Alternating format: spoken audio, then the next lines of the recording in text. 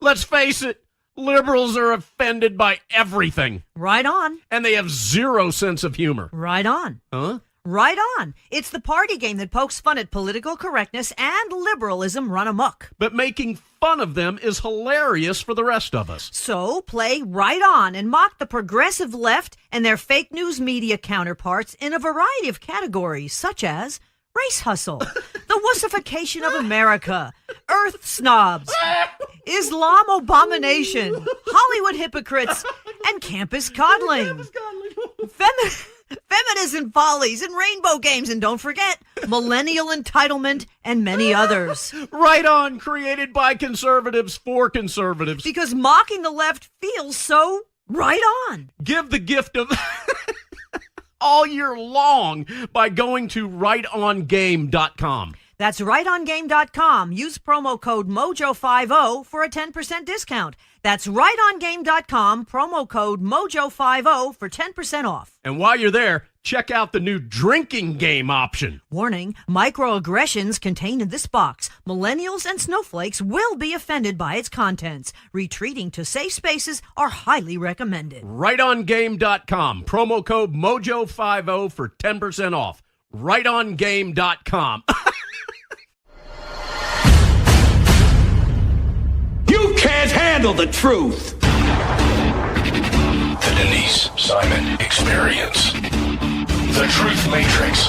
Vetting, exposing, drilling down to the truth. Rolling Thunder, this is Hitman. Seat over. Hitman, this is Rolling Thunder. Seat out. The Denise Simon Experience. Exposing politics, lies, demagoguery, spin, fraud. Grid to suppress. Mike Charlie, 4-3-5, 9er 2-1. Grid to mark. Mike Charlie, 4-7-3, 9er, 8-9er, out. Promoting individual situational awareness. Question, probe, notice, ask why. Mark smoke on the deck. 2 rounds AGPT. Gas TOT 5-3.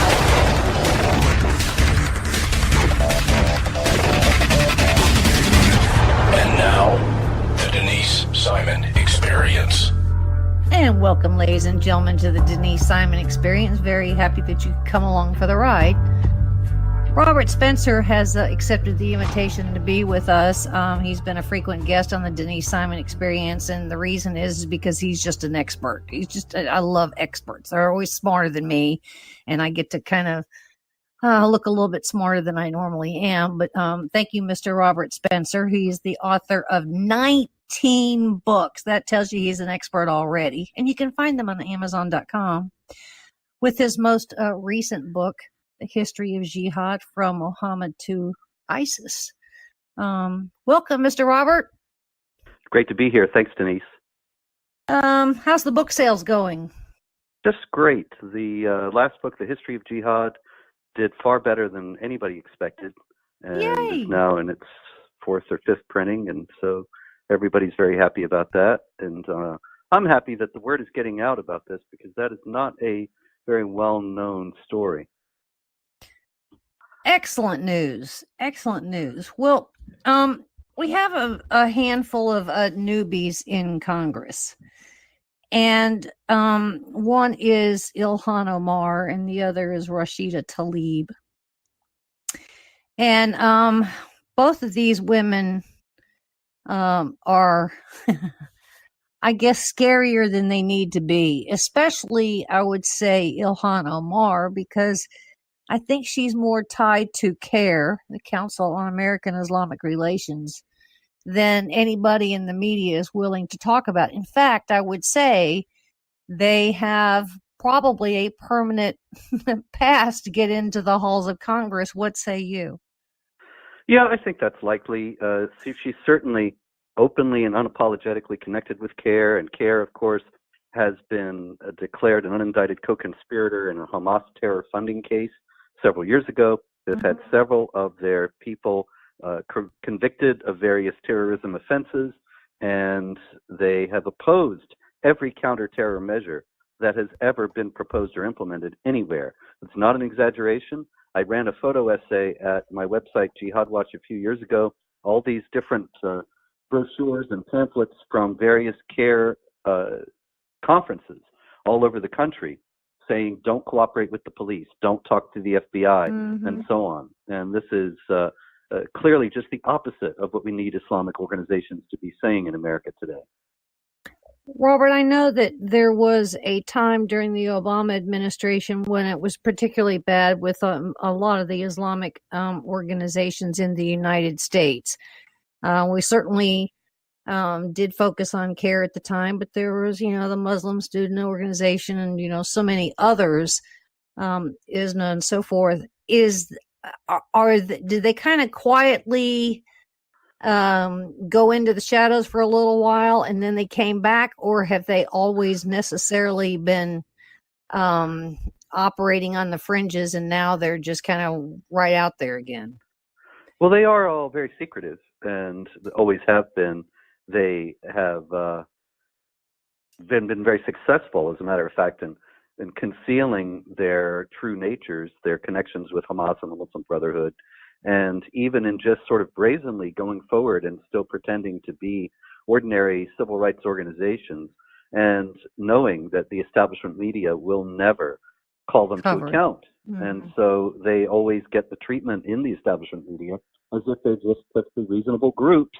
And so that's one of the things that enables them to continue to operate and to grow ever more brazen in their demands and their open opposition to what would be good for America in terms of national security. Ilhan Omar and Rashida Tlaib both caused quite a stir a couple of weeks ago when we ended up with this resolution because of Ilhan Omar that really got watered down. And in fact, Nancy Pelosi stood on the side of Ilhan Omar the entire time. Has there been some kind of fallout still in the halls of Congress up on the Hill about this whole thing? Well, I think that there are certainly Democrats who are not happy at this total collapse of the leadership in terms of being able to do anything about Ilhan Omar. The capitulation was complete, and Ilhan Omar now stands as somebody who is above criticism, above all detraction. Nobody can call her to account for anything.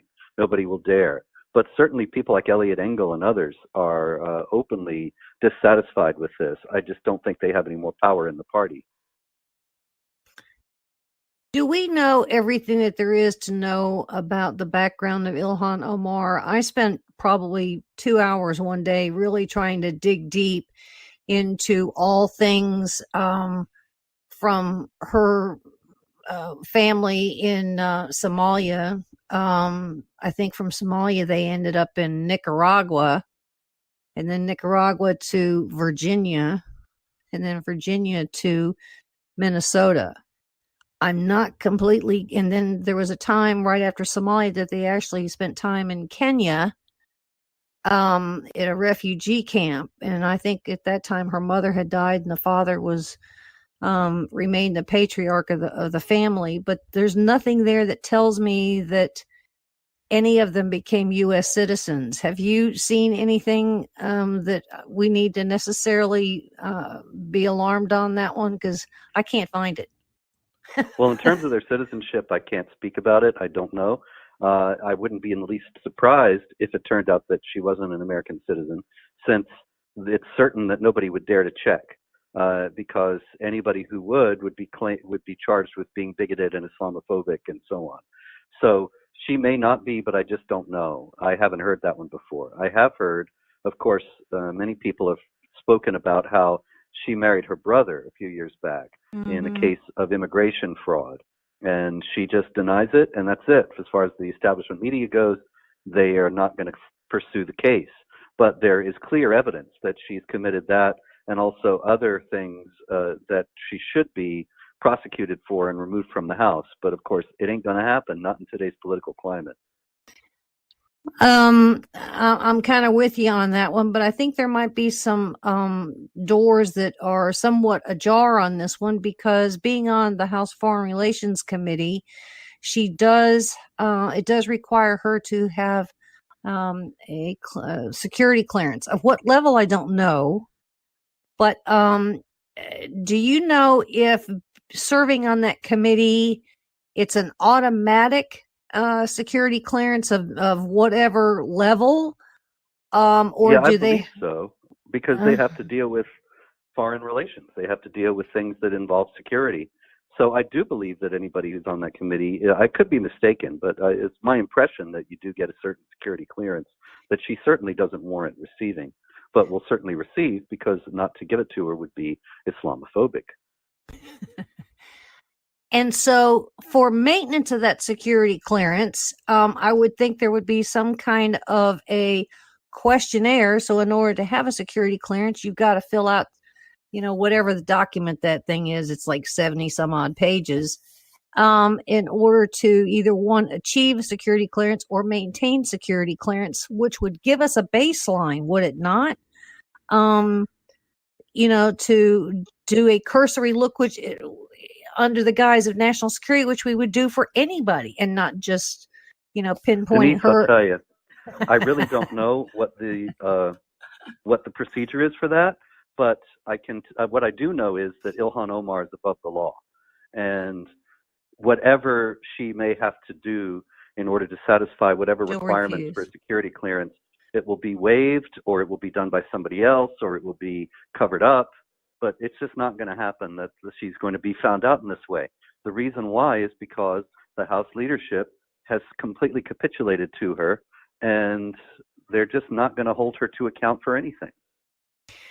So, yeah, I knew you were going to say that. I might have to keep fighting on that argument, but maybe if the Republicans had control of the House, then she might be prosecuted. But the Republicans are so spineless and stupid that they probably wouldn't do it either. The first news article that came out calling them Islamophobic, they would fold. So let's travel on over to Michigan to Rashida Tlaib. Now, where did the funds come from? I mean, she's clearly Palestinian. Where did the funds come from in order for her to fund her candidacy for a U.S. Congress? Well, I don't have, Denise, you're asking me a lot of hard questions today. Sorry, I do that to people. I don't have information on her funding either. I mean, I would imagine that she tapped into the funding stream of the Islamic community in Detroit, in the Detroit area, and that there's no doubt that CARE and a lot of these other groups are involved, but I don't have any information on that specifically. Do you have some forecast of the kinds of continued sand in the gears that these two ladies may necessarily cause for the rest of their... I can answer. I can guarantee you. They're going to be opposing any actions in support of Israel and opposing any national security increases. They will fight against counterterror measures and fight against any military expansion and fight against anything that could be done to strengthen the country, fight for anything that will be done to weaken it. I don't disagree with that one. I'm of the notion, and I can't prove it, but I mean, we've kind of been down this historical path before, that these Islamic organizations, they concoct certain missions and objectives, and they would take those and share them with, like-minded members of the House in solidarity. Obviously, that's certainly going on with Ilhan Omar, because she just gave a talk, I think, out in California at a CARE conference, correct? Yeah, that's right. She's open and unapologetic about her connections with CARE. And the thing about it is that all the Democrats are too, so she knows she's got nothing to worry about. Right after the New Zealand massacre, the governor of Washington State, Jay Inslee, who's running for president, as a Democrat, of course, very proudly tweeted about how he had welcomed members of CARE to the State House in Olympia. So you ain't going to get from any of the Democrats any protest against Ilhan Omar fundraising for CARE. They don't care that it's Hamas. They don't care that it's Muslim Brotherhood. It's as far as they're concerned, it's a perfectly reasonable organization. Is the infection, is the seed already been planted to further the cause of being anti-Israel based on those who refuse to show up and speak at AIPAC? Oh, yeah. See, what happened is Ilhan Omar makes these unarguably anti-Semitic statements. And in response, the Democrats are about to condemn her, well, not by name, but condemn anti-Semitism unmistakably in reference to her. And then they completely back off after the likes of Linda Sarsour and others protested, and they realized this is too much of our base. We can't alienate them. We have to capitulate to this anti-Semitism. And so now they realize that their base is anti-Semitic. They can't go and speak at AIPAC. And so they all dropped out. Some of them got certainly called out in the opening session of AIPAC. Is that enough? Pelosi did show up, and Debbie Wasserman Schultz did show up. But is this really enough, or are you suggesting perhaps that we out here need to ask some harder questions and beat the drum a little bit louder? I couldn't agree more. Yeah, absolutely. That very much needs to be done. The thing is that the Democrats have become the party of anti-Semitism, but the awareness about this, the awareness of the implications of the capitulation to Omar, very few people really realize how important that was and how significant that was for the future of the Democrats. Minnesota, there was some chatter, Robert, that essentially her district, being Ilhan Omar's district, is apparently quite embarrassed, and they are working to put somebody up to run against her. Is that just kind of a shot across the bow, or do you think there's some realness to that notion? I don't think that anything is going to materialize because she knows how to play the game. It's all Islamophobia. It's all racism and hatred. And so they'll fold. They won't be able to stand up against that. We come to find out that law enforcement, those like the FBI from time to time, do get some evidence or clues on things that kind of, have their heads tilting, and they do some customary look-sees at some of these people and some of these connections.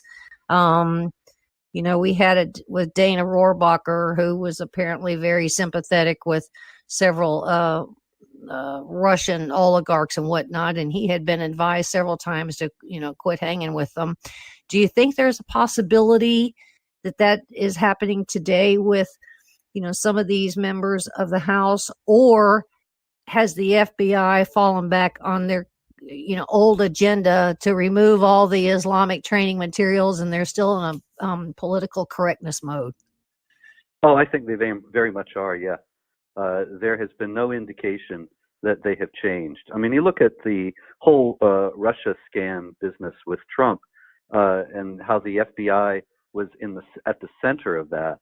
The FBI has lost its way. It needs to be drastically reformed or closed altogether, and a new intelligence agency opened up with different people running it. It's a disgrace to this nation, and I have no evidence at all that, aside from some courageous and intelligent officers who are individuals, nobody in the FBI has any clue about the nature or magnitude of the jihad threat, and they're increasingly looking for these fantasies of right-wing extremists and white supremacists. And yet the FBI has a dedicated office in Minneapolis because of the Somali component there. So, clearly they've got to know some things that are going on. Am I just being too optimistic and too hopeful, or not in the realist realm yet? I think that if you talked to some of the people who are counter-jihad activists in the Minneapolis area, you would unfortunately not be as optimistic. The FBI knows that there's jihad terror recruitment in that area, and it has stopped some of these people and prosecuted them, but its general overall approach is to work with the Somali Muslim community there, and on the pretense that these people lack economic opportunities and things to do with their time and things like that, and that's why they turn to jihad.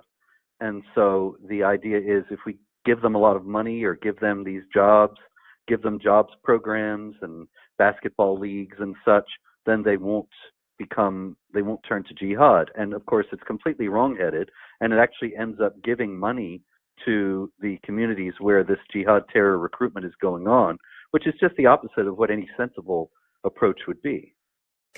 Is that same attitude in Detroit as well? Yes, very much so. Robert, I mean, you're not. Yeah, we need something a little bit more positive, but I'm certainly happy for the realist. I'm sorry, we have to. I understand. I'd like to. No, I'm pulling your chain. But we have to know where we are in order to get where we need to be. I'm kind of pulling your chain here. I think it is a situation that people they talk around it, but they don't talk. And they talk through it, but they don't talk about it or with each other. And indeed. And I see that these two gals are recruiting so many others within the halls of Congress that it's making me very, very nervous. I think that, you mentioned the Holy Land Foundation trial and documents. I want very badly for those documents to be declassified. They want the Mueller report to be declassified. I say, let's go in order. Let's declassify. Yeah. You know what I mean? Let's go to the Holy Land Foundation first. Then we can go to something like Fast and Furious, and then we can go to the IRS target. I mean, let's just do this thing in order and watch the Nadlers or the Schiffs kind of panic. Is that kind of a good idea? Sure, it'd be great. So do you have the power of some phone calls into some agency? If I had that, I would have done it already. Well, any other words of wisdom? I mean, do we just kind of, get on social media and start pressuring some of these people to ask some of these harder questions? Absolutely, sure. The thing is that we know now that the establishment media is not really about news. It's a propaganda arm for the far left, so we can't rely on them to do anything. We just have to try to establish, as you were doing with this show, alternative sources for information. Ladies and gentlemen, big, huge round of applause for Robert Spencer. And if you haven't read the book, The History of Jihad, you're cheating yourself. Trot on over to Amazon and go get it. With 19 books under his belt, you would not be disappointed in the least. Thank you, Mr. Robert. And ladies and gentlemen, there's more coming your way. So stay with us.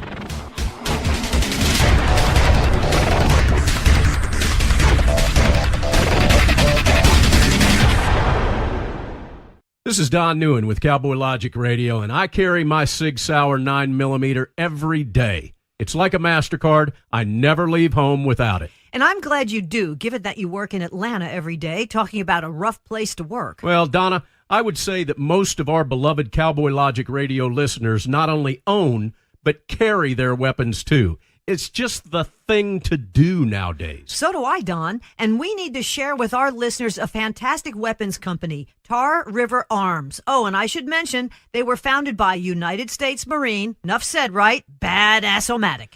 TarRiverArms.com. That's TAR Riverarms.com. Tar River Arms, America's first virtual gun store, makes it easier and more comfortable than ever to purchase your firearm online. And through 3D interactive experiences, you can even view and inspect that gun you're purchasing. They even have weekly specials that eliminate shipping and broker fees, Donna. Great guns, great prices, and great service. And remember, Tar River Arms is veteran-owned and operated. Don, would you expect anything less from a Marine? No, ma'am. At TarRiverArms.com, you can search by caliber, manufacturer, and firearm types. Revolvers, semi-automatic pistols, including your Sigdon, short-barrel rifles, long rifles, shotguns, and NFA silencers. They even have very hard-to-find products such as the H&K MP5. Totally badass. Tar River Arms have some of the coolest high-end tactical weapons made, all at great prices.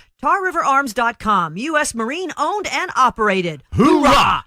Hey, gang, did you know that the big cellular companies fund liberal causes and candidates, not Patriot Mobile? You're correct, Donna. Did you know that the big mobile companies have spent over $100 million to elect liberal candidates? They also fund liberal causes, agendas, and organizations such as Planned Parenthood, not Patriot Mobile. Here's how it works. You, our beloved Cowboy Logic Radio listeners, pay your cell phone bill every month. Then Big Mobile takes your money and gives millions to liberal candidates who authorize subsidies to provide free cell service, Obama phones, to do-nothings who vote for more liberals so they can keep getting more free stuff that you pay for. Not Patriot Mobile. So here's how you fight back. Switch to Patriot Mobile with unlimited plans starting as low as $20 a month and stop funding the big cellular companies. Feel good about funding the right agendas. Every dollar you spend makes a statement. What message are you sending? And it's easy to switch. You can even keep your same number, and they've got great nationwide coverage that includes Double D Ranch. Visit them online at patriotmobile.com or call them at 1-800-A-PATRIOT. And for any of the guilt-ridden liberals, that's 1-800-272-8746. Created by conservatives for conservatives. Their name says it all. Patriot Mobile. Do it now. patriotmobile.com or 1-800-A-PATRIOT. Ladies and gentlemen, what message are you sending?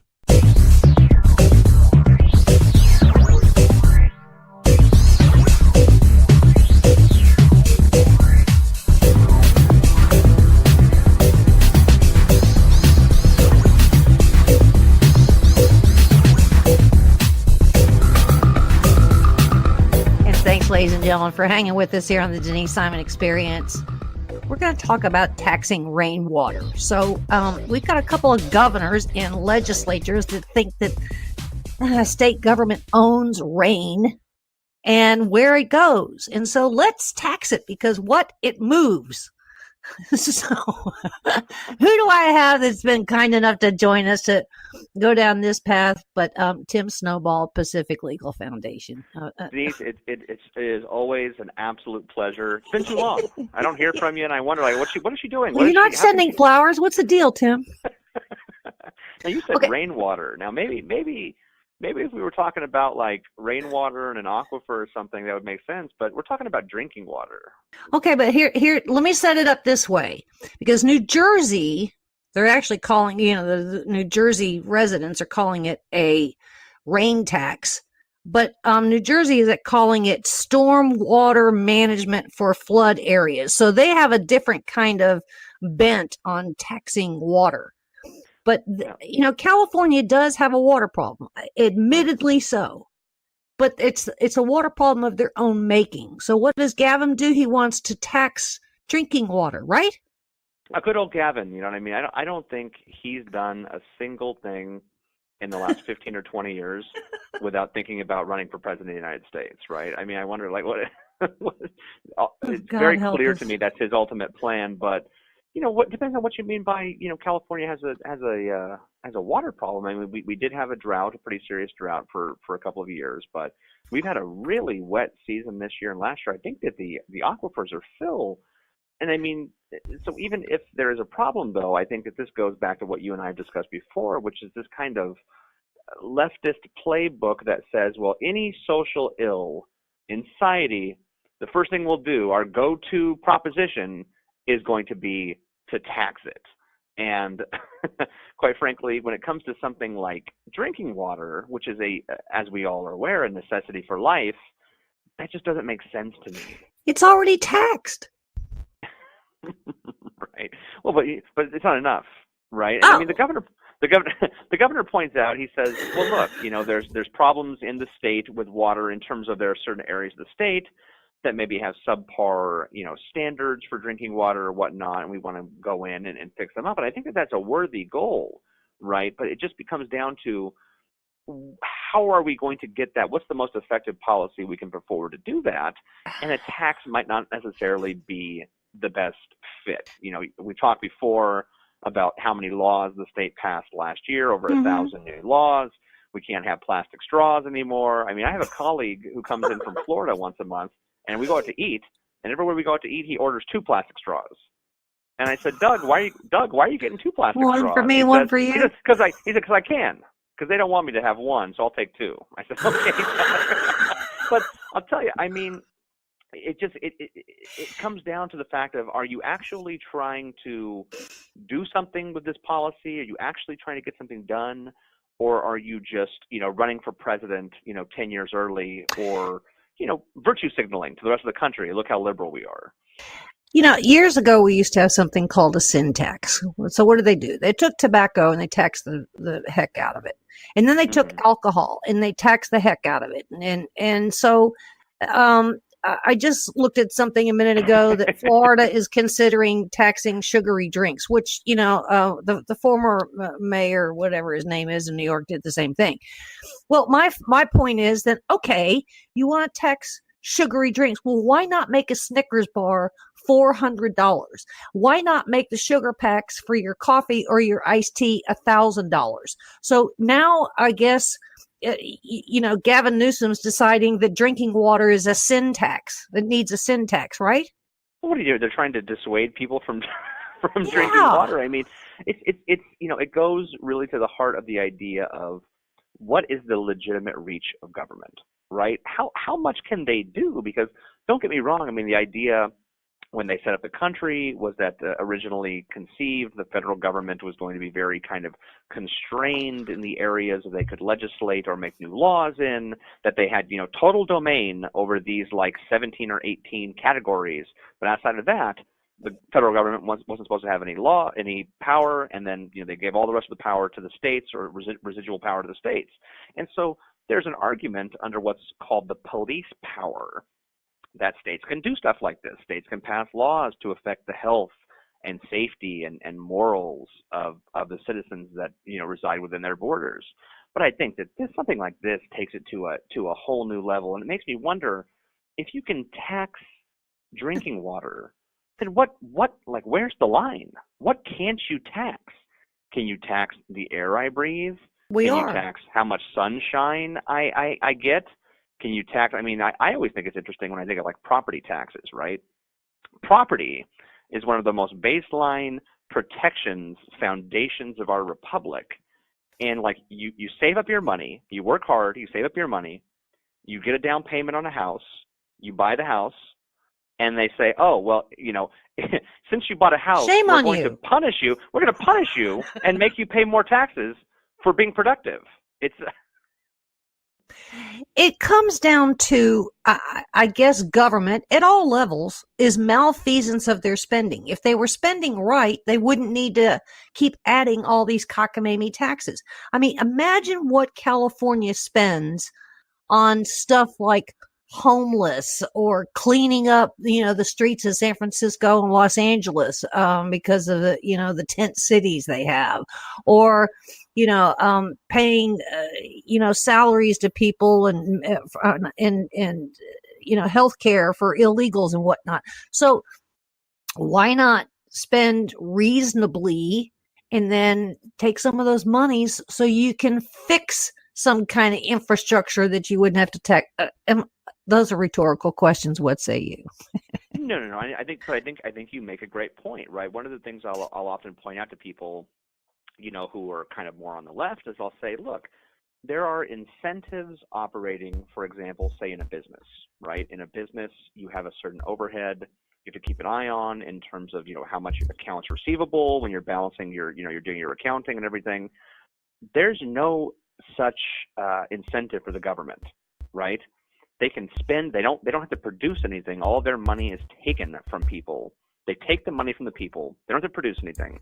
And there's no incentive to control spending. So spending just spirals and spirals and spirals out of control. And you have these legislators who, they don't care about the deficit or the total debt amount. They're just worried about getting their seat, getting reelected in the upcoming election. And so there's a lot of perverse incentives going on. But I mean, I'm glad that you mentioned budget. So our outgoing Governor Moonbeam Brown, you know what I mean, notorious, he was doing a little victory lap across the state before he left office and ceded control to, his longtime heir apparent Gavin Newsom. And Governor Brown was touting his $82 billion budget surplus and how healthy the state's finances are and how, we're in the green in terms of revenues brought in. So it's not a matter of lacking the funding. If Governor Newsom wanted to allocate some of that general fund money toward improving the water supply in those, areas that he has identified that have questionable water, quality, he could do that. You know what I mean? They could do that tomorrow. But instead, they enact this new tax, and I'll tell you why. I mean, no press is bad press. We're talking about it right now, right? Indeed. Gavin, you know what I mean? A lot of these policies, I think that they do that are really outlandish and out of control. They do it, to drum up media support. I mean, what's that nut's name in D.C. now? That Andrea Ocasio-Cortez? Yeah, her Green New Deal. When Nancy Pelosi steps in and is the voice of reason and says like, I don't know, this looks a little, out of control. I don't think Nancy Pelosi says, I don't think this is realistic. You know what I mean? You know that you're way out there, right? And they knew that Green New Deal didn't have a shot. It's not even a real bill. But we've been talking about it for months. They've gotten so much press and so much ink on it that it winds up paying off, I think, just in terms of media attention. California is a recall state, and they've already recalled one governor in that state, based on the fact that there was some voter kind of thing on the death penalty, and California voted. He put a moratorium on the death penalty. Yes, against the wish of the voters, and now we're going to tax water. Not that they really compare here, but he doesn't care about the voters. I mean, that's put me in office.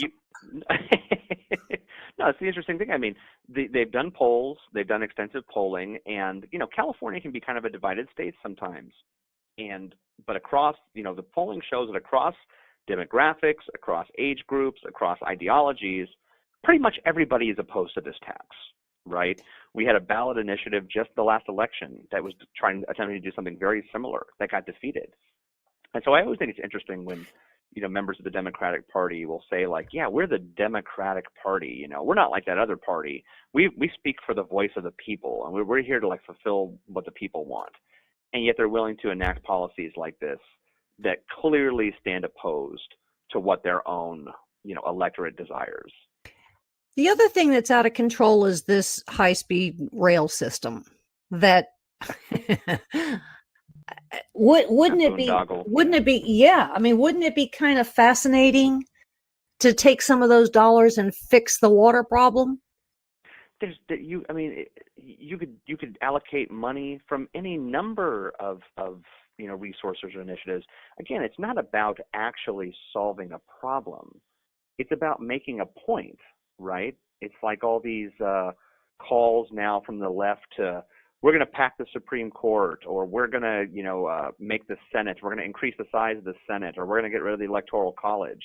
None of that stuff is actually, hoping. Maybe they might be trying to do it. I don't know. But I mean, it seems so outlandish to me. But the point is, any constitutional barrier to what they want to do, they see as a defect. And these constitutional measures, these aren't defects. The funny thing is, you've got these people howling in the streets about, get rid of the Electoral College, when the Electoral College is an institution that was designed to check democracy. There's a reason why these institutions are anti-democratic, because we're not a democracy. We're a republic.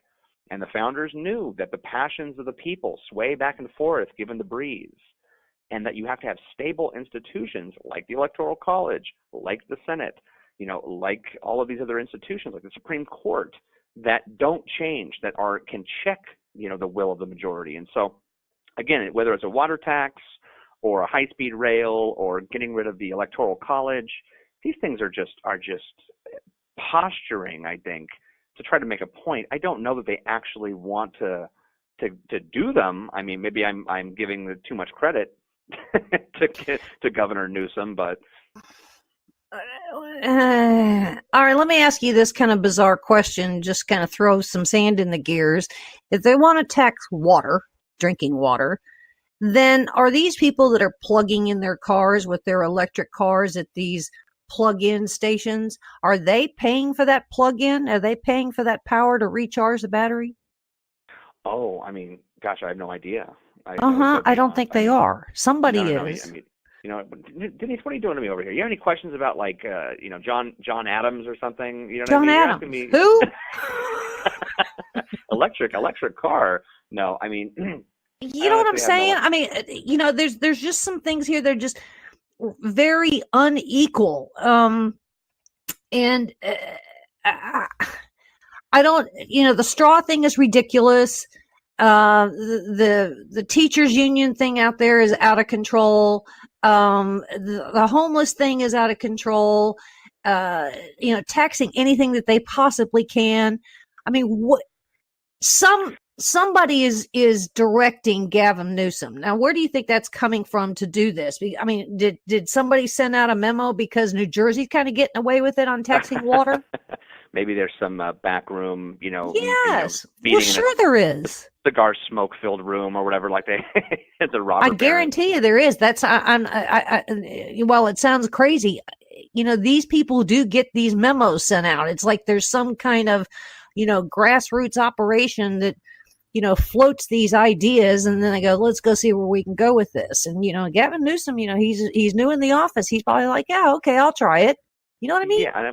No, I think that's correct. I mean, I'm sure there's certainly every once in a while you'll have one of those memos or communications like leak out, and you go like it's a little snapshot into the mind and the idea behind the strategy. But so this water thing, is this up for some kind of a referendum? Is this got? He put it in his budget, right? So it'd have to go through the usual legislative process, now.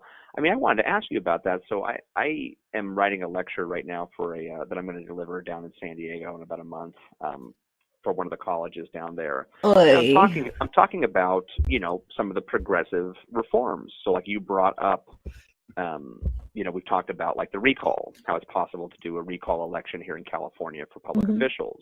You talked about the referendum or the initiative process. I mean, what's your view on that? Because none of those things existed at the time of the founding. I remember when Gray Davis was governor of California before Arnold Schwarzenegger, they recalled Gray Davis. Correct. And I remember I was like 19, and someone said, "Yeah, Tim, are you going to vote to recall Gray Davis?" And I said, "What are you talking about?" I said, "That's a thing? Like how does that even work?"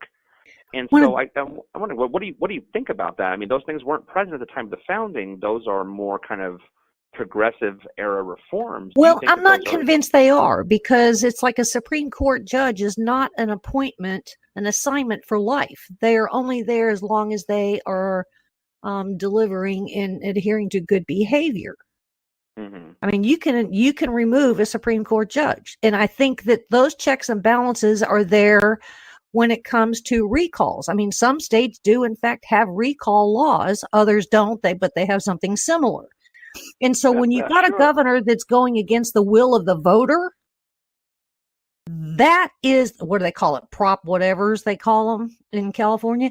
If a governor goes against the will of the state voters, then I would say float that trial balloon and begin to have a conversation about recalling Gray Davis, right?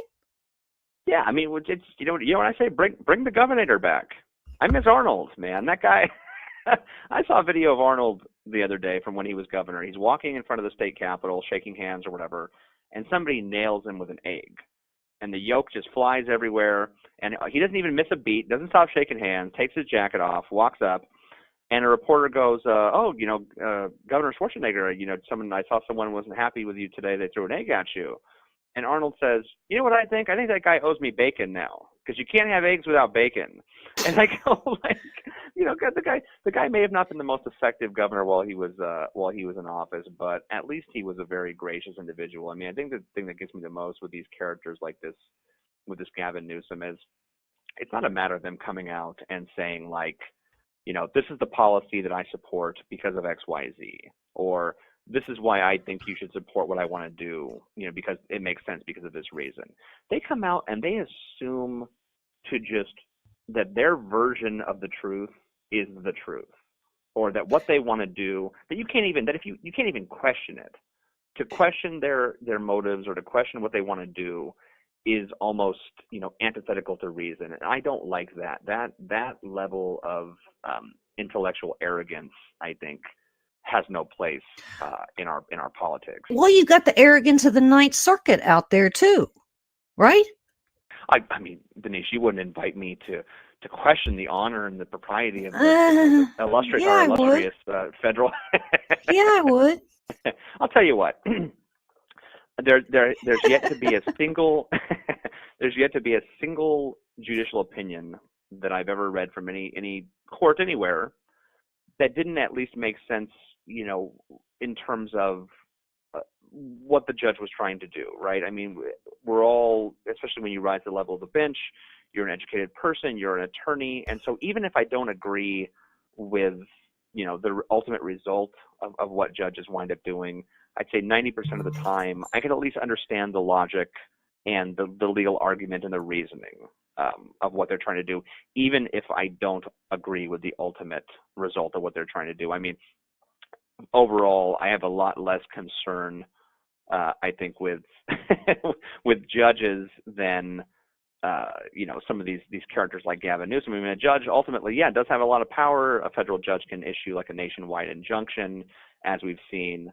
But ultimately, it's the little stuff. James Madison talks about kind of government creep and says something along the lines of, if we ever lose our republic, it's not going to be from these broad, revolutions out in the streets.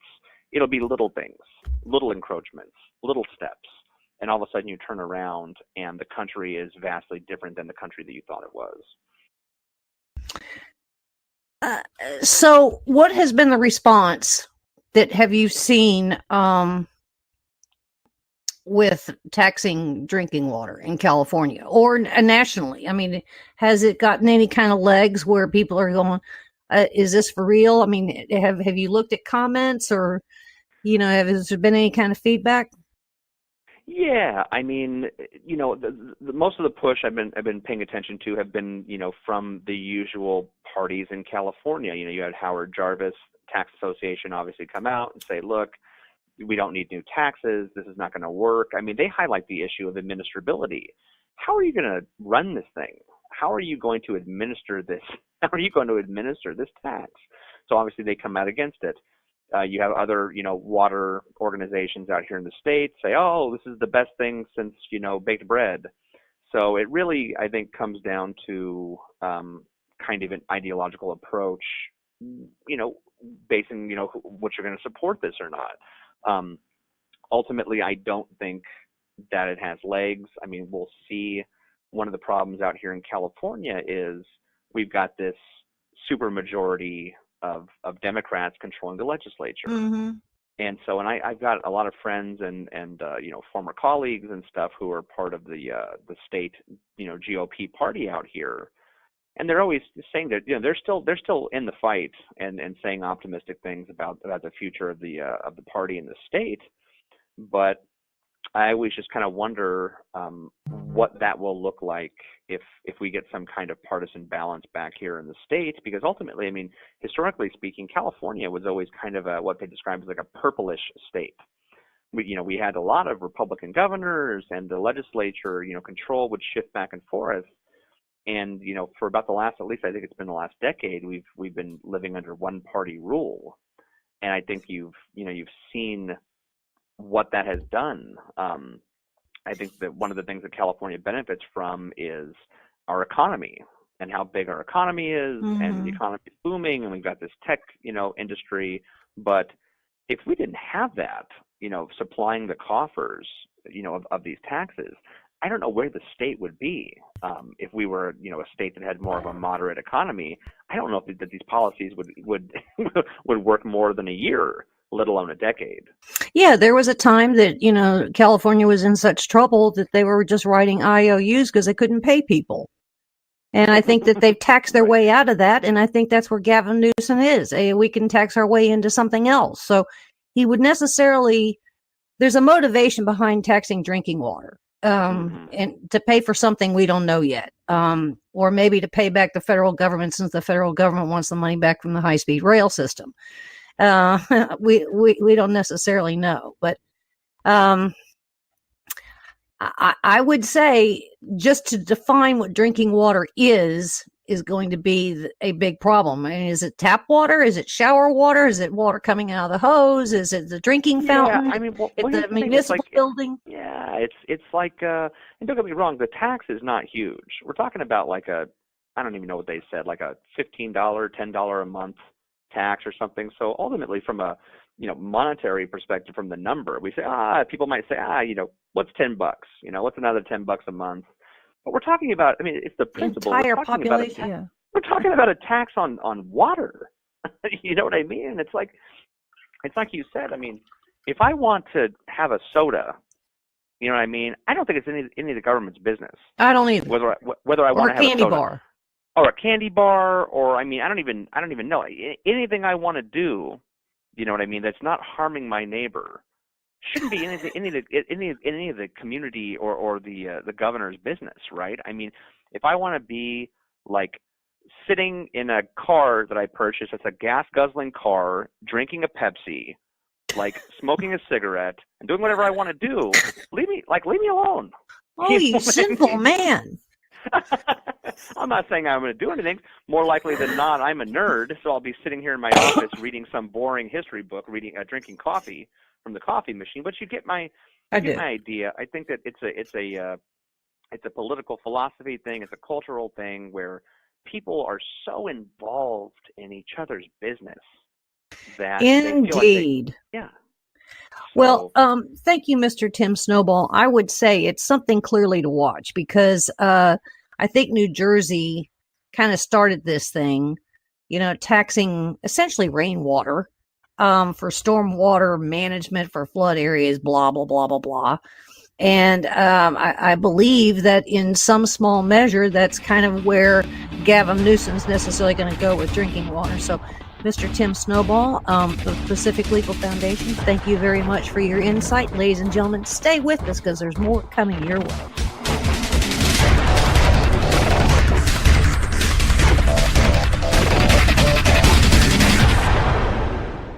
Hey, Donna, Cowboy Logic Radio listeners love law enforcement. That's right, Don. And Charity Magnets designs and produces beautiful, high-quality products for law enforcement supporters and enthusiasts. They've got very impressive honor badge car magnets. CharityMagnets.com. They've got license plate honor badges. CharityMagnets.com. They've got cool keychains and license plate frames. CharityMagnets.com. I'm on their website right now, and this is my favorite, the Honor Badge dog tag. Look at that little doggy with the dog tag. He's so cute. Donna, we're trying to do an ad read, and you're playing around on their website, which happens to be CharityMagnets.com. But he's so cute. Donna. Okay. Hey, this is huge, too. For each sale, a donation will be made to Cops for Kids with Cancer. Cops for Kids with Cancer has given more than $2.5 million in donations. Yes. Become a Blue Honor Foundation member today. Like Donna is doing right now, go to CharityMagnets.com. But he's so cute. All right, use the promo code MOJO for $5 off any purchase. I know you all love and support our brave law enforcement professionals and their families. Show your support today by going to CharityMagnets.com and check out that little puppy. He's so cute. Hey, Don, can we go to the pound, get another rescue dog, please? Pretty No, please? Donna, no.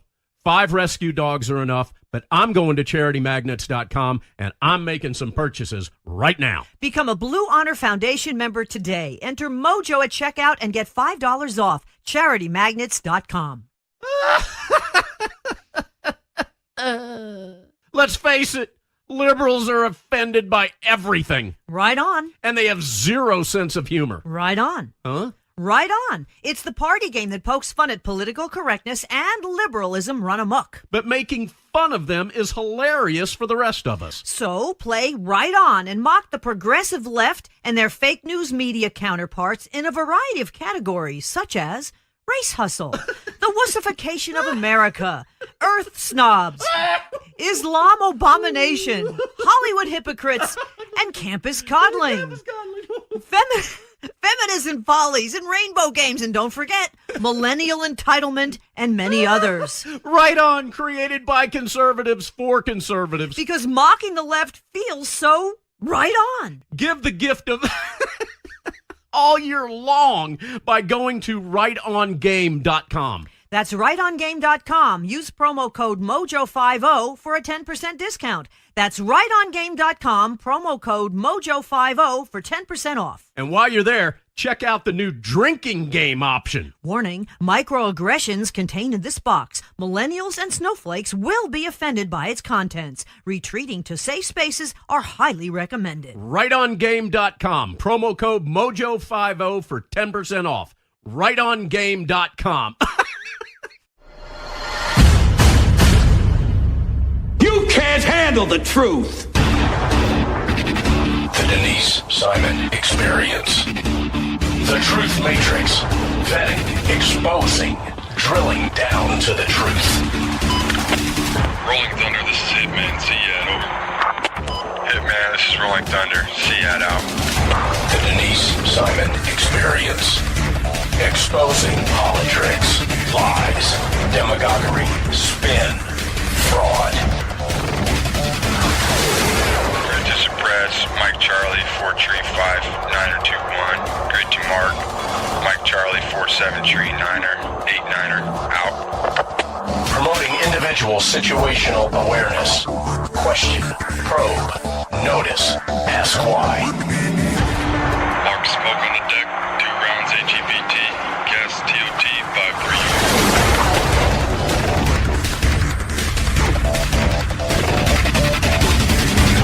And now, the Denise Simon Experience.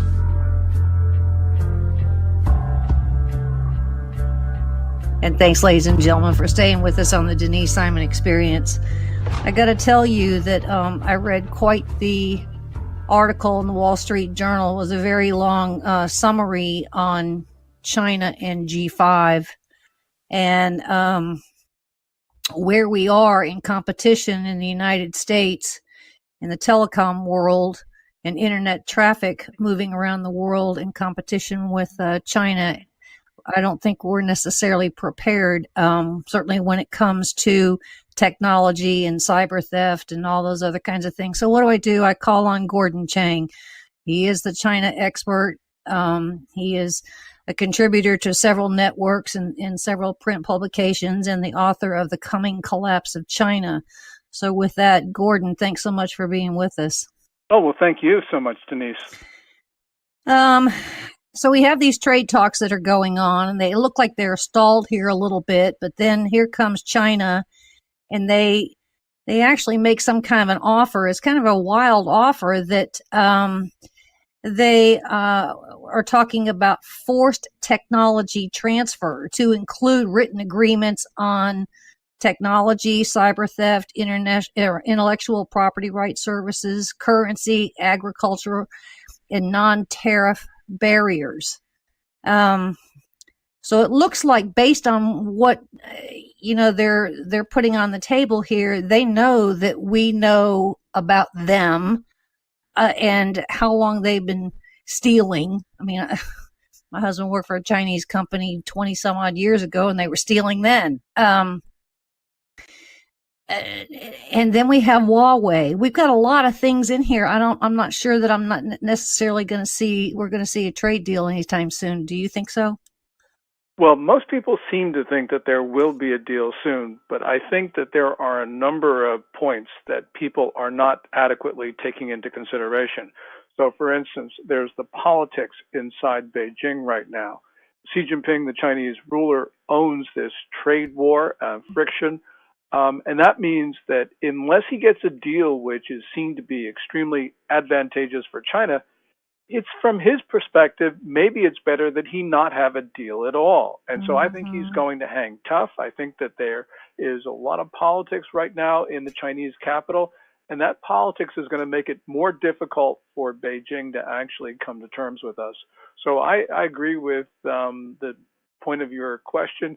I think that there is a big risk that we won't have a deal. And actually, I am happy if there's not a deal. I am too, I think. Yeah, because right now, we've had so many agreements with the Chinese over the course of decades, and they violate them all. Yeah. So, you were talking about Chinese theft 20 years ago. We've known about this. So the Chinese are thieves, but we've allowed them to be thieves. And so it's on us.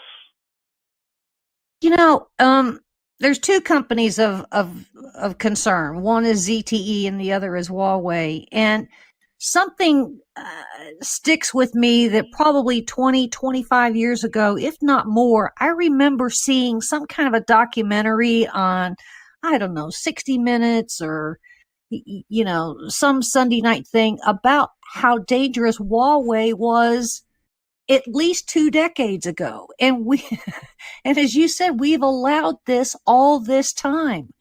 Now, here's today the United States is ringing the alarm bell when it comes to ZTE and Huawei, especially Huawei. Where are the other allied intelligence professionals? Where's France and where's Germany and where's Britain or Italy or any in South America? Are they on with us on the concerns of Huawei? Well, there is a split. The United States has been talking to its partners about the dangers of specifically Huawei. And some of those countries are on board with us. So, for instance, we have Australia and New Zealand. Britain seems to be with us. But then again, others are not and are still thinking about this. So, for instance, the European Union has not banned Huawei, but it's asked individual countries to look at this. We know that Canada is still making up its mind. What's really important for us is that our intelligence partners ban Huawei, because if Huawei is in 5G backbones, they're going to be taking information from these countries. And if we share information with them, China will have access to it. Mm-hmm. So we've made representations to, for instance, Germany, saying that if they allow Huawei into their 5G backbone, we will not be able to share information at the same level as we have in the past.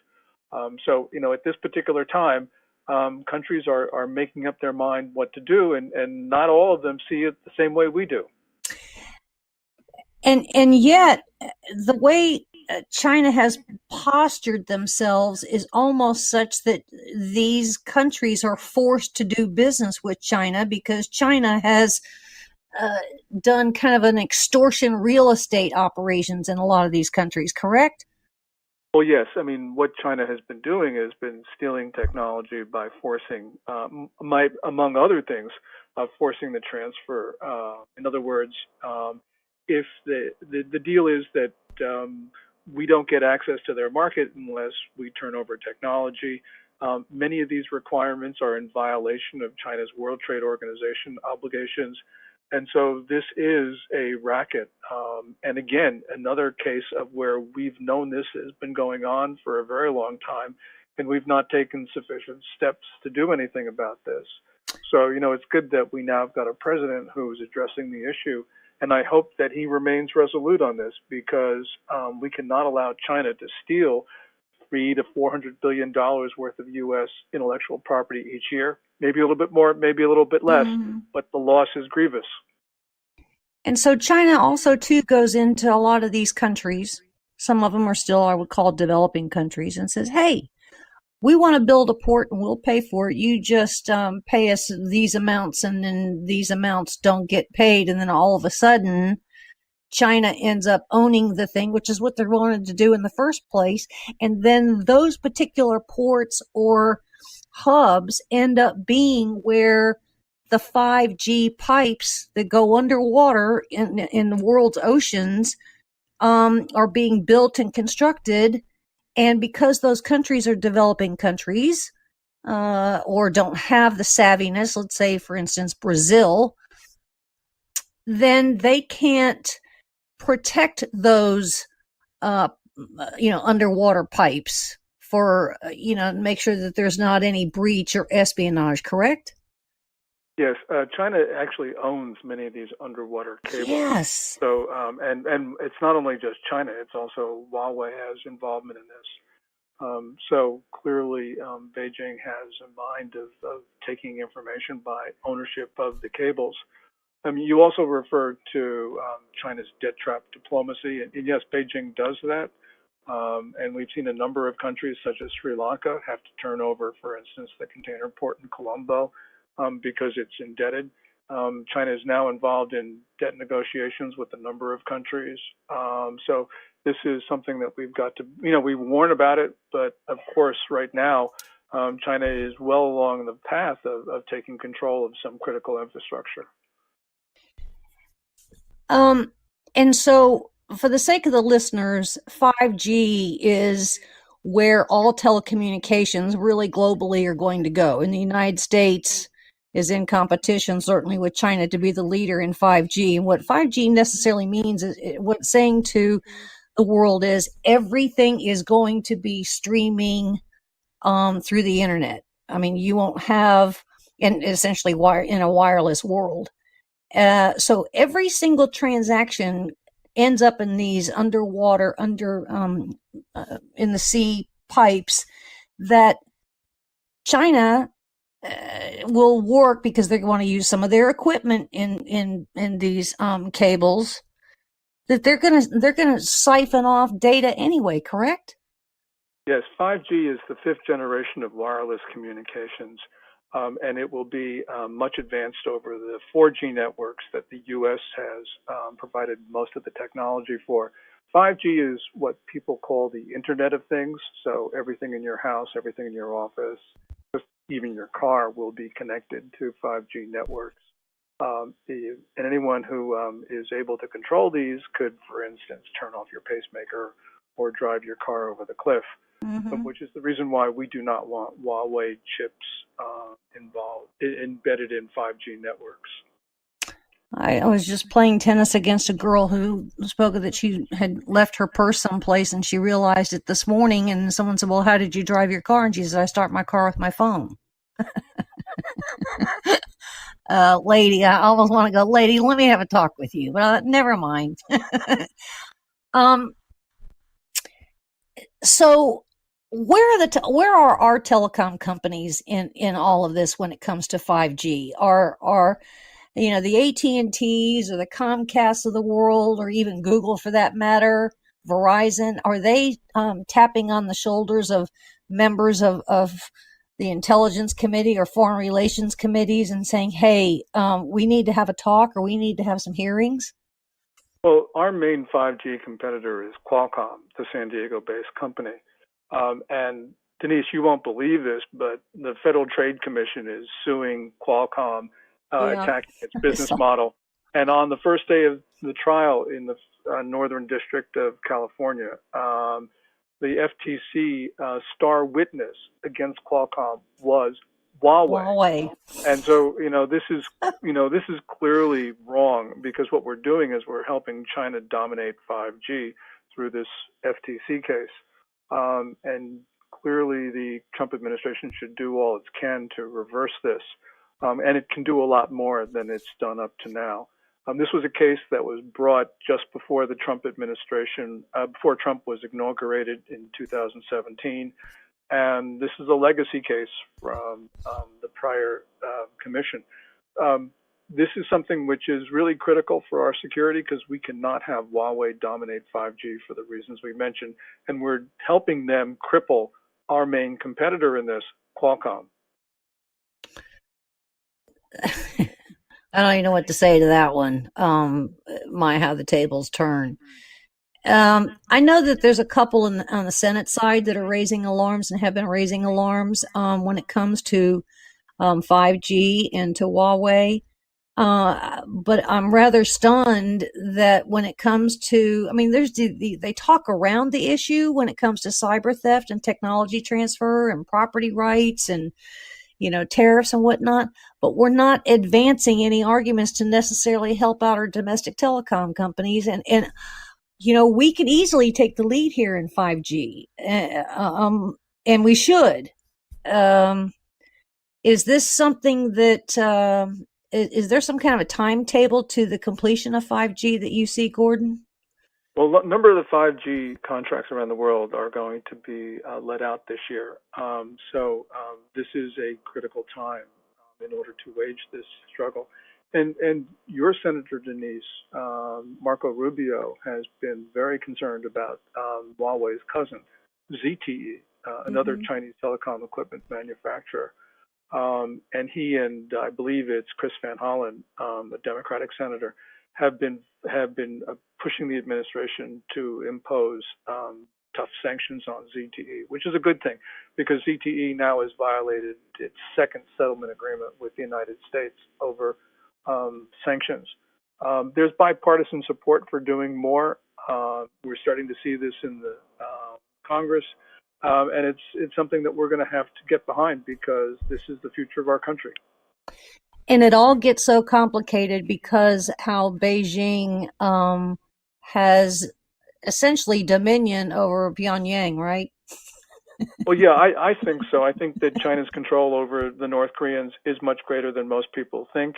We've seen that especially over the last year and a half because Kim Jong-un, the North Korean ruler, has gone to Chinese soil 4 straight times, and Xi Jinping, the Chinese ruler, has not gone to North Korea once. This is a real indication that China's been pulling the strings, and it's an indication that the real bad actor here is not so much North Korea, but is China. China using North Korea against us and the international community. And then, well, the other component to all of this that makes things so complicated is that Russia is standing on the side of Maduro in Venezuela.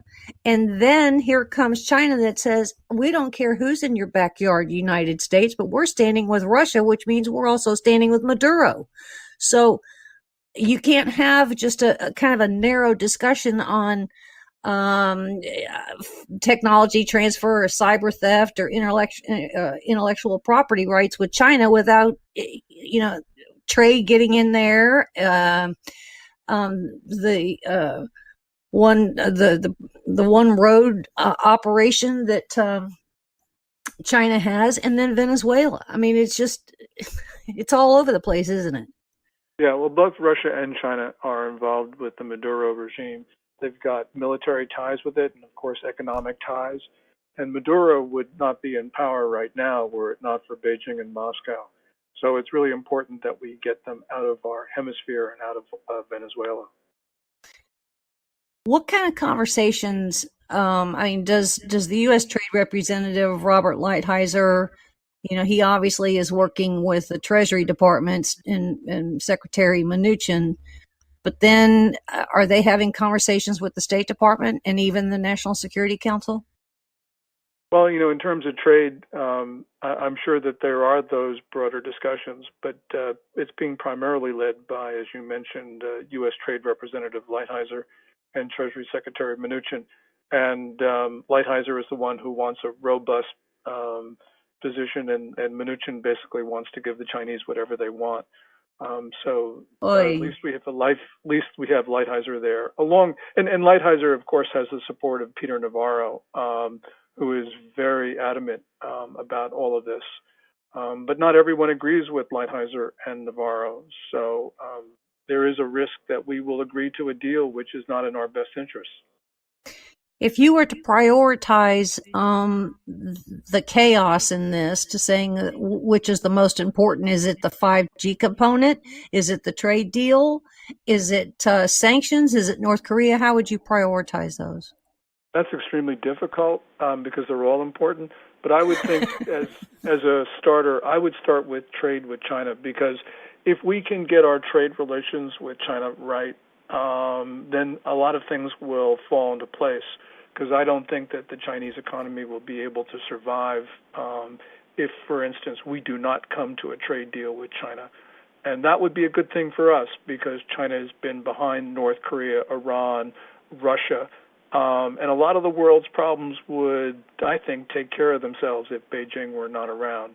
So if we can make sure that we stop the Chinese from stealing U.S. intellectual property, if we can get them stop violating their World Trade Organization obligations, I'm not so sure that the Chinese economy will be able to survive, and that would be a very good thing for the United States. Going back to the Nixon administration, when we went over there and knocked on the door of China, things are dramatically different in all of those years, are they not? Well, they certainly are. I mean, that was the Cold War. We saw the Soviet Union as being stronger than we were. We were looking for a partner in Mao Zedong and China. We probably misperceived Soviet strength. And I think if we have look at today, I think we're misperceiving Chinese strength as well. But, this is the fight of our generation with regard to China. And we've got to win it if we want to maintain our sovereignty and our freedoms. So is this a condition, again, kind of to a timeline, are we at a critical point, or is it a year from now at a critical point? I think right now is a critical point for a number of reasons. Obviously, next year is going to be important, as was last year. But at this particular time, there's so many important issues that are going to be decided. And so I sort of see now as a time when we decide our future. We know that Moscow lies to us in pretty much everything that they say. Is it a stretch to say that Beijing does the same thing? Oh, it's not a stretch at all. The Chinese have that same playbook. They've had it for thousands of years. This is Chinese diplomacy at its worst. So we're really going to have to, we obviously have articulated our position. We just need some allied countries to do the same thing to kind of gang up on Beijing. Would that be accurate? Yes, we could use all the friends that we can get at this particular time because this is going to be a close-run struggle. What would if you were to give some testimony before the Senate Foreign Relations Committee, what would your opening sentence be? China is an enemy, and we've got to recognize it as such. And if we don't do that, we can't prevail. To our own demise. Absolutely. Will said, you kind of validated everything that I was thinking. I was hoping you'd have better news, but we really want the reality of it all. Mr. Gordon Chang, ladies and gentlemen, big, huge round of applause. Thank you, Mr. Gordon Chang. And ladies and gentlemen, stay with us because there's more coming your way.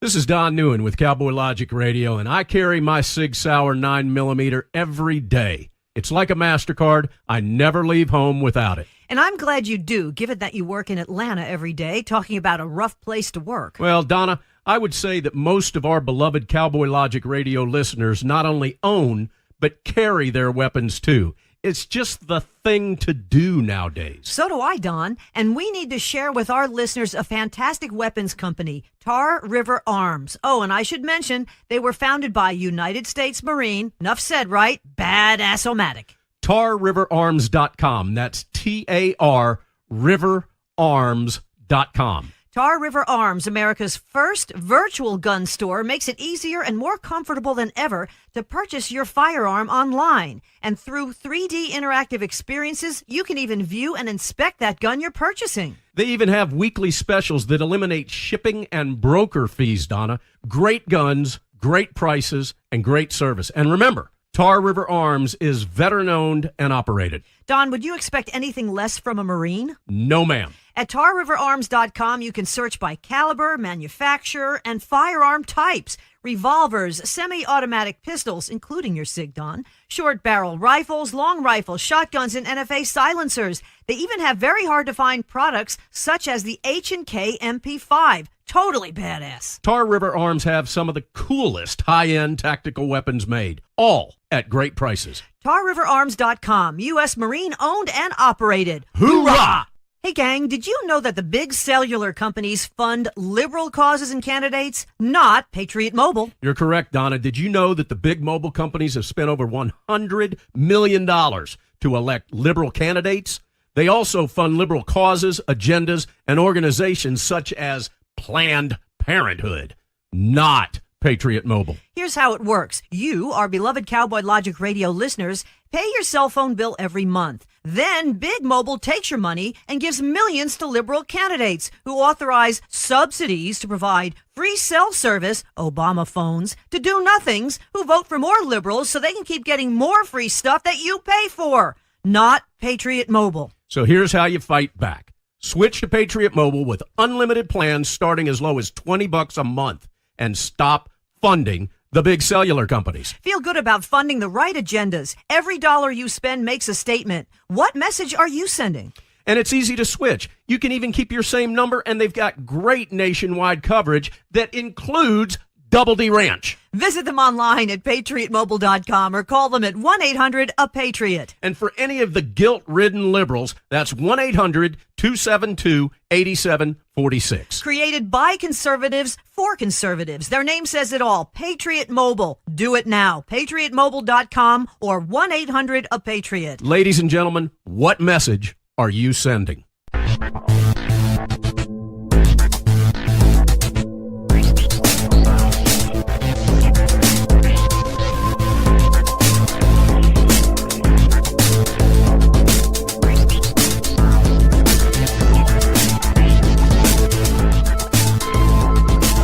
Thanks, ladies and gentlemen, for hanging with us here on the Denise Simon Experience. We're going to visit the dark net today. And this is because no one talks about it, especially when it comes to narcotics and it comes to China. We have all these things going on with China. And I just feel like there's some things that are really missing here. So what do? I bring in my buddy, Derek Maltz. And Derek is retired 28 years special agent with the Drug Enforcement Administration, still fighting the good fight, I might add. And he knows it all. So, Mr. Derek, thanks for being with us on the Denise Simon Experience. Good morning, Denise. Thank you for having me. I just happened to come across a piece over from LA Times that they arrested a handful, I think it was 8 people, that were transferring narcotics into the United States through the dark net, I might add. It was opioids, it was meth, it was all kinds of fun things.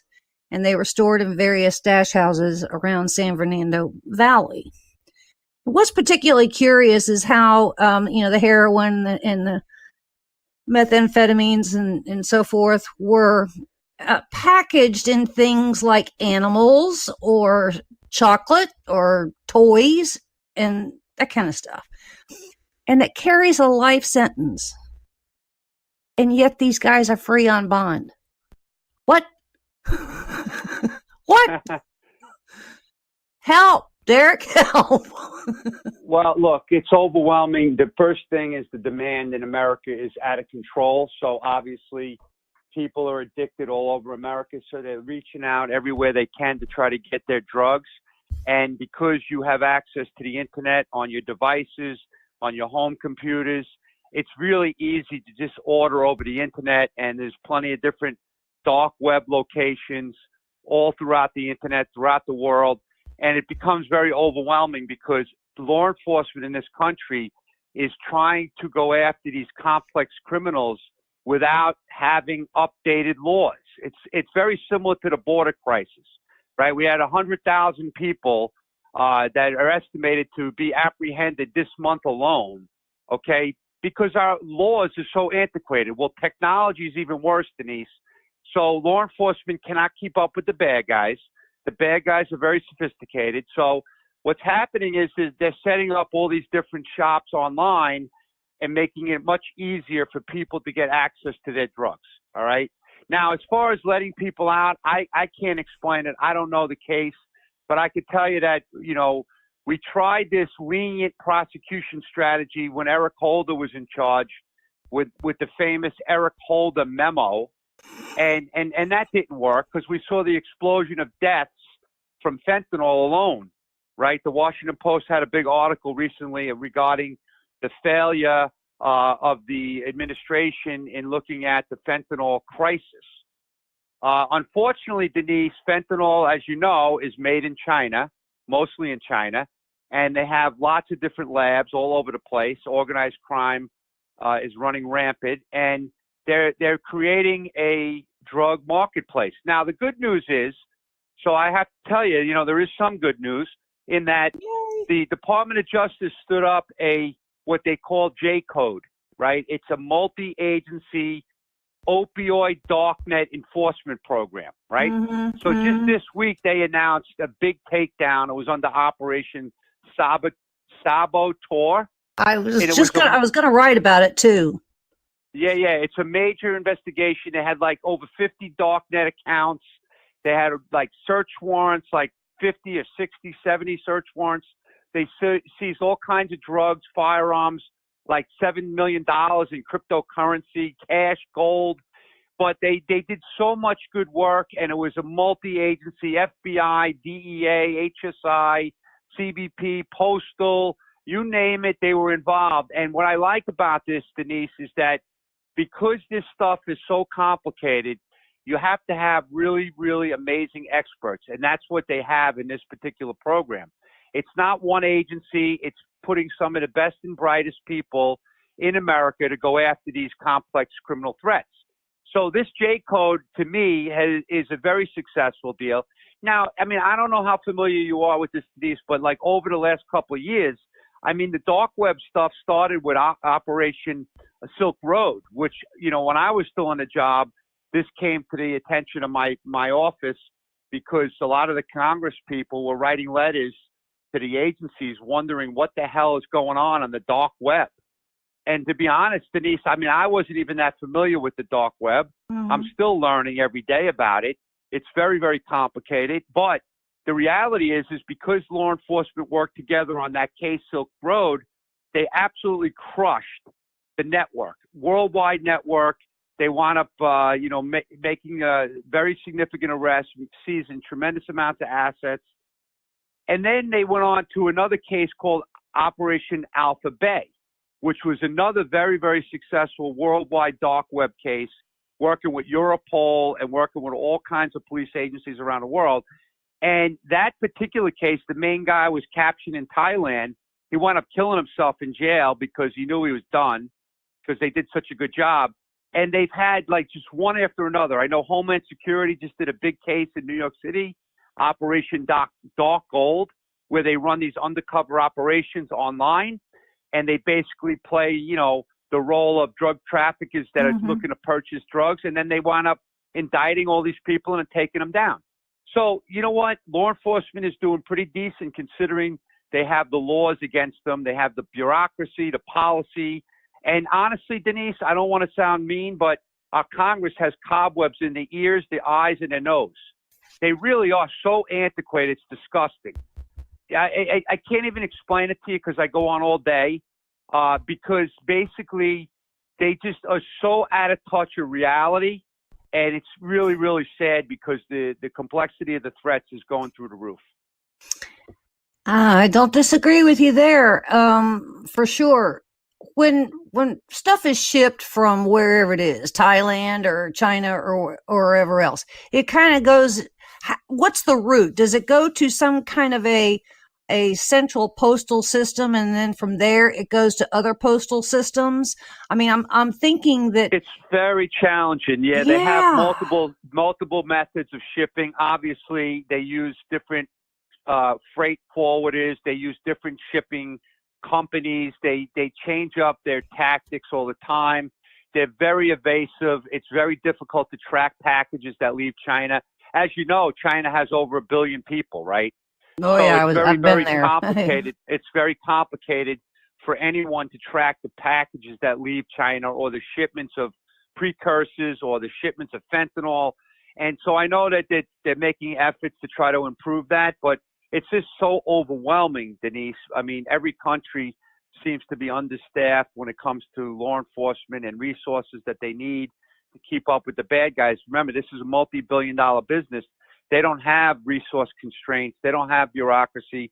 They don't have legal policies. They just have a multi-billion-dollar business to run, and they have worldwide demand for their products.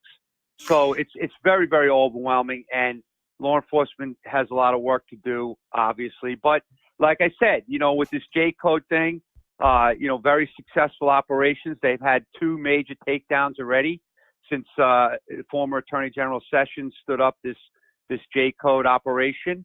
And so it's going to continue to improve, and more law enforcement agencies are starting to get their resources together to try to have their experts, looking at this stuff a little differently.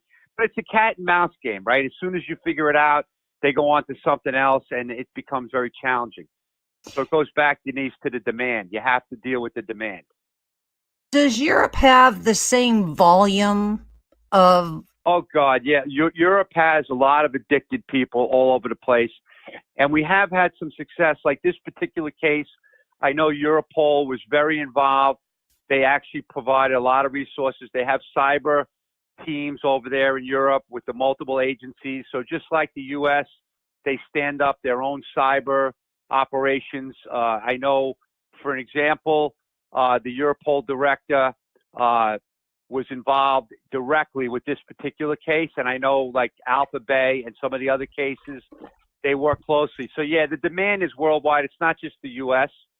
And so we're in this together. So we have to work together. And that's what it appears that they're doing a lot better when it comes to this type of stuff, Denise. And yet, if China and or Taiwan are the headquarters, we don't see China or Taiwan even admitting that there's an issue, or much less addressing the issue. In other words, they're not going in and doing any kind of raids on these factories there. I don't see that. Is that happening though, Derek? Well, I mean, look, it's like Mexico. They blame the demand in the U.S. I know you've heard that before, right? Like Sure. The Mexican authorities would say, well, if the U.S. didn't have a demand, we wouldn't have this issue. Yeah, well, they're not totally wrong, but so I don't see aggressive law enforcement going on in China. The one thing I do know, though, China does have some really, really harsh punishment when it comes to certain types of drug trafficking. I know they'll execute people, pretty quickly when they get caught involved with certain, drug activity. But in regards to some of these synthetic drugs that are being sold, the problem, Denise, is a lot of these things are not even technically illegal. And that's the problem. I mean, these Chinese chemists. What? So, like, I'll give you an example. Like, what's been going on? Here's the problem, okay? What's been going on a while, okay? And again, I'm learning this myself, but I remember when I was at my last operation with the unbelievable amounts of K2 and spice that were coming in from China, synthetic cannabinoids, right? They, they'd say synthetic marijuana, but it really was poison. But here's what these guys are doing, Denise. They will actually study the United States Controlled Substance Act, and they will know what substances are controlled by the molecular formulas. And the chemists then will alter the formulas just so they're not illegal. So they send this stuff in, they change a couple of chemicals, a couple of, I'm not a chemist, Denise, but they change a couple of the different, formulas and the ingredients and the compounds. And then all of a sudden it gets to the U.S., it's killing people, but it's not technically illegal. It's insane. So that's another thing that's really, really working against law enforcement. They talk about how China is doing all this rescheduling, and they're scheduling like some of the precursors for fentanyl. They're scheduling some of the analogs and stuff like that. But it's like, again, it's a cat and mouse game because the bad guys figure out ways to beat the system. And this has been going on a long time. I mean, so like, honestly, like I don't see like sophisticated raids going on in China or on some of these labs. Yeah, I don't either. You know, so that's a big problem. So if you shut down the production, then obviously it's going to, you know, reduce the amounts coming in. But it's really complicated. And I can't tell you that. I mean, my personal observations, I think China plays the game.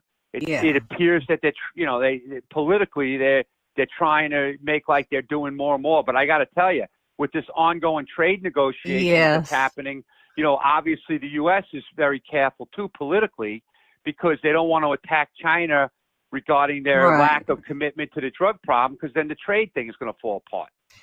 Derek, is there some estimate of the volume of transactions that go on inside the United States on the darknet for narcotics? I mean, are we talking thousands a day? Are we talking? Oh God, yeah, but I don't have those numbers, Denise, because honestly, I'm not a big believer in those kind of numbers because they're never really accurate. Sure, but I mean, just as in context, I mean, is it a million transactions? Millions, I would say millions. My personal opinion, because I mean, you just look at any one of these cases, and it's just mind-boggling the amount of customers, the amount of transactions, the amount of drugs. So yeah, I mean, it's just through the roof as far as volume. I mean, volume is unbelievable. That's all I could tell you. And then in the realm of dollars, I mean, are we talking $100 billion? Hundreds of millions, billions of dollars are being made. I mean, it's just an incredible market. I mean, and now it gets really sophisticated too with all the cryptocurrencies. Yes, that's where I was going. People in America, I mean, we don't have, you know, a tremendous amount of expertise in this area. I mean, because it's relatively new, and honestly, like, people are catching up, and we do have some people that are doing very well, but the masses are just not familiar with the whole cryptocurrency world. And there's so many different cryptocurrencies and so many ways to move this money around the world. It's just very, very complicated. And so that's another issue, is just the way they're transferring funds is different now than it used to be. It's not like they're going into a bank and taking out cash and, you know, the typical ways bad guys in the past would do business, right? It's not like going through banking account, you know, checking accounts and stuff like that. It's all underground activity and very, very difficult to, you know, identify and, you know, and go after it. So, but again, that's why this J-code thing I think is important, because once they build their expertise, then they're going to have a much easier time going after it in the future, in my opinion. What about the tech companies, the hosting companies? Obviously, these websites, I mean, they could look just like, you know, Amazon or eBay on the dark net. So, I mean, are the tech companies, are the hosting companies, are they being challenged to, you know, have some kind of a team that can, you know, give evidence or clues or tips to law enforcement? Well, yeah, I mean, that's always been, you know, there's always companies out there that try to do the right thing, but there's many companies that are just trying to make money, right? So they turn their head the other way. They don't pay attention. As long as the volume of business is, you know, booming and they're making money, that's all they care about. So it's hard to say. I mean, there's varying levels of cooperation. I mean, as you know, Denise, law enforcement makes a living from cooperators, right? Yeah. Whether it's, you know, cooperators on the street or it's cooperators in corporations, you know, whatever it is. I mean, we do that as part of our day-to-day business. So they do have cooperators throughout these businesses, but it's just so overwhelming because there's so many out there. Well, right? I would imagine most of the tech companies are non-U.S. anyway. Yeah, that's the other problem. And then you have encryption. So, like, this is another thing, too. Like, people just don't understand this whole going dark thing, and people want to equate it to, like, they think of the San Bernardino Terrorist Act, where the former FBI directors talking about going dark. But what people in America don't realize is that going dark is not just for these major terrorism cases; it's for every case in America. Because when you're using encrypted apps, many of these companies are not even U.S. companies. There's no legal process. You can't serve a subpoena on an encrypted company in Israel, for an example, right? You can't get the content. So even if you have a court order to actually target one of these major traffickers, you could go and try to get the information. But even if it's a U.S. provider, you're not going to get the content because it's all encrypted. So that's another whole story that's been totally ignored for years by Congress, by the way. I mean, I've been fighting the going dark thing since, honestly, Denise, early 2000s. So I was part of one of the original Department of Justice going dark briefing teams with the FBI and DOJ, trying to educate people in Congress and Attorney General and the U.S. attorneys around America. But honestly, it's one of these things that's so complicated, people just ignore it because they don't want to be bothered. And so let's kind of circle back to Congress here for a second. In order for Congress, because they obviously just don't have a handle on this, and I've heard, several members on both sides of the aisle talk about the fact that we've lost 70,000, have died due to, some of these narcotics, fentanyl or opioids. It's fascinating to me that none of them have called for a full-blown, hearing and bringing it. And Denise, let me explain this to you. They can have hearings every day of the week. All these hearings is so these guys can pontificate and wear their nicest suit and look good and go back to their constituents to act like they're doing something. It's a fraud, Denise. I don't even think I would go back down and testify at Congress because it's a waste. It doesn't. Nothing comes out of it. It's just a waste of time. I mean, a buddy of mine and some other folks are going to be testifying soon, and I've been trying to help out and try to provide some information. But you know what? It's a waste of time because they don't take any action. There's a lot of talk and no action, Denise. So can DEA I understand the no action thing. So let's say DEA teams with, their normal team types, and they write a piece of legislation, and, you'd pass that piece of legislation around to, 6 on the Democrat side and 6 on the Republican side, then I would actually say at that point, you guys can say, look, we have introduced this. And no, these 12 people didn't take it up to embarrass them to that point. You know what I mean? Well, they don't do that, Denise, because it's political, and then they get hurt. They don't get their resources, and so DOJ is involved, and DOJ doesn't allow that kind of stuff. Everything is protected. Everything is scrutinized, and so. But I will tell you that over the years, DEA, Homeland Security, FBI has done a lot of work with the congressional committees. But it's like the hot potato game. You ever play that when you were a kid, Denise? Hot potato. No one wants the hot potato. Yeah, no one wants the hot potato in their lap. Okay, and these congressional people are the same way. They don't want to even hear it. It's plausible deniability. They don't want to know about it because they don't want to be involved. But now all of them have blood on their hands now because anybody that served Congress that hasn't done anything on the emerging technology issues for law enforcement. They all have blood on their hands. There's responsibility, both sides. It's not just a, one-party issue. This is an issue that impacts America's national security, and that's what they're supposed to be doing is looking out for America's national security, and they don't always do that. And so we get to the next year, say this year, and we have another 70,000 dead. And, then the following year we have another 70,000. That into itself is its own crisis. I hear the number thrown around when there's, some kind of committee session in Congress, but, none of them say, how do we write the legislation or, they want to put the burden on big pharma and they want to go after the domestic drug companies. And that's just a small part of it. Obviously, some domestic, drug manufacturer here in the United States, they may have some amount of blame, 10%, 20%, whatever that number is, but that there's another major percentage out there that we're not addressing at all, correct? Well, Denise, I mean, first of all, it just gives you an idea of how far behind people in the government are. Like you look at the big pharma stuff. I mean, that started in the mid-'90s, right? Right. When companies started developing these opioids, these powerful opioids to be helpful for pain treatment, right?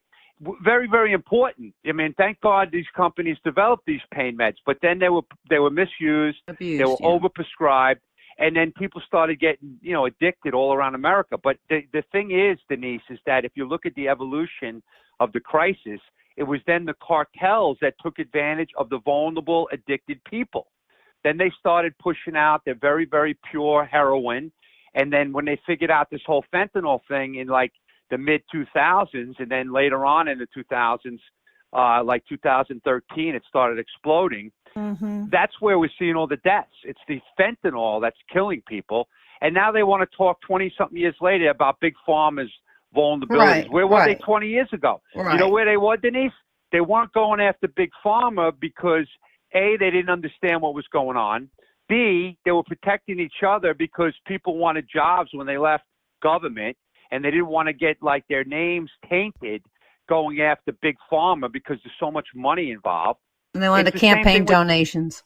Yeah, the campaign donations. It's the same thing with the big telecommunications industry. Why do you think for years law enforcement's been struggling with the telecommunications issues? Because nobody in the government is holding them accountable because they don't want to taint their reputations and their names for going after the Big Pharma. And basically what's happened is it's just getting worse because it's been ignored. You can't ignore these problems and expect they're going to get better. When you ignore them, they just get progressively worse. And that's what's happening even on the border. This is going to explode. Yeah, America's going to explode with all the damn medical issues and the health issues and the national security issues from these people that are coming in. I mean, 100,000 are going to come in just this month alone. Yeah, And we they're got not 20,000 in Honduras right now that are mobilizing. Yeah, I mean, these 100,000 people, it's not like they're just going to be in a prison somewhere. They're getting released, and they're all over America. And then they're going to be going to school. They're going to be going to have babies. We're going to pay for the babies and the health care, and the taxes are going to go up. And it's just this crisis is just exploding as Congress sits there and talks to each other like, they're so self-serving. It's not even funny, Denise. Ladies and gentlemen, huge round of applause for Derek Maltz. Still fighting the good fight even in his retirement time. Great presentation, and glad to know that you could, with the information you gave us, to put it all in perspective for us. Because we're at a loss, and I'm seeing that there's a good reason to panic. So, ladies and gentlemen, thanks for being with us on the Denise Simon Experience, and we'll see you again very soon.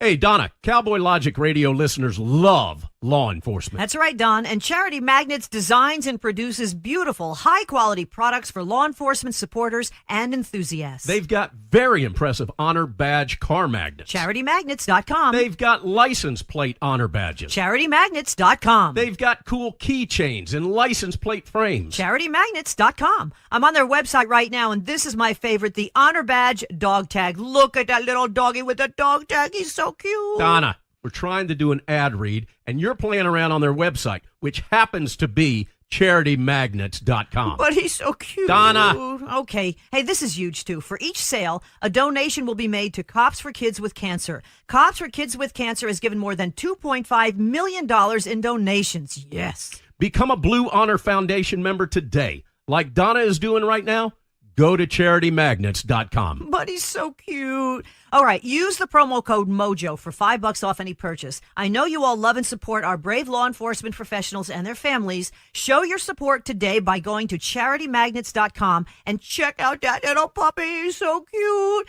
Hey, Don, can we go to the pound, get another rescue dog, please? Pretty No, please? Donna, no. 5 rescue dogs are enough, but I'm going to CharityMagnets.com, and I'm making some purchases right now. Become a Blue Honor Foundation member today. Enter MOJO at checkout and get $5 off. CharityMagnets.com.